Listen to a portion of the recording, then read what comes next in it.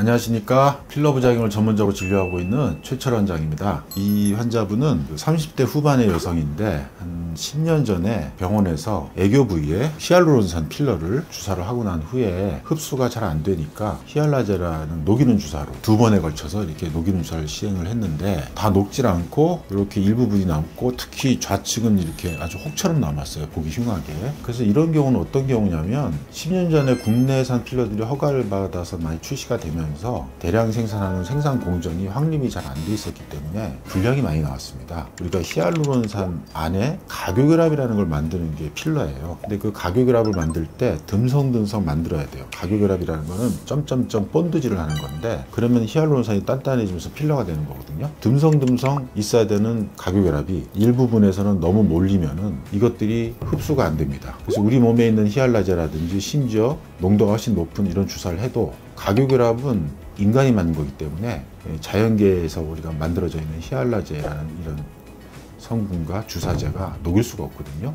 가교결합이 듬성듬성 있기 때문에 사실은 중간이 잘리면서 이것들이 조각나서 이제 간에서 분해를 하는 건데 이렇게 가교결합이 몰린 곳은 분해가 되질 않아요. 조각나질 않아요. 그래서 가교결합이 정상인 곳은 이렇게 녹고 가교결합이 너무 몰려서 불량이 돼 있는 이런 부분은 조각이 나지 않으니까 주사를 녹지 않는 겁니다. 그리고 이런 부분은 가교결합이 몰려있기 때문에 우리 몸에서 이물질로 인식을 하게 돼요. 그러면 면역세포들이 여기 가서 막을 형성합니다. 그래서 캡슐화라고 그러는데 그래서 유가종이 형성된 거죠. 그래서 이런 부분은 아무리 히알라제 주사를 농도를 높게 해서 주사를 해도 제거가 되지 않는 것입니다. 그래서 이분 같은 경우는 비너스 레이저를 이용해서 피부를 바늘에 이제 구멍을 내고 광섬이라는 걸 밀어 넣어서 왔다 갔다 광섬이 움직이면서 레이저를 쏘게 되면 불량으로 몰려있는 그 캡슐이 조각조각 깨지게 됩니다. 그러고 나서 이걸 흡입을 하게 됩니다. 왜냐하면 이 조각은 자연적으로 뭐 간에 가서 흡수가 되고 그러질 않아요. 그래서 이걸 흡입을 해서 이렇게 제거를 하게 되는 것이죠. 그런데 이제 이 환자분의 경우에 이렇게 유가종은 제거가 됐는데 예상치 못한 결과가 하나 나왔는데 좌측 그 애교 쪽에 보면은 선상으로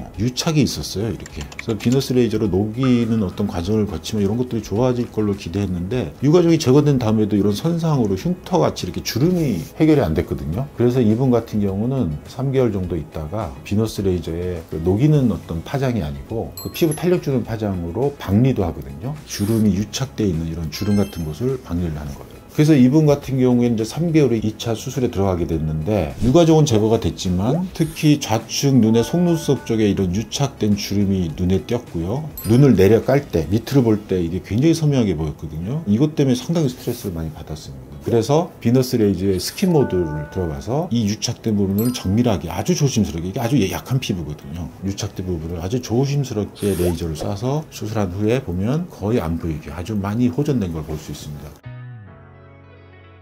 이분 같은 경우는 1차 수술하고 이 주름 때문에 아주 그 스트레스를 받았지만 2차 수술을 통해서 아주 성공적으로 애교의 그 문제점들을 해결한 케이스가 되겠습니다.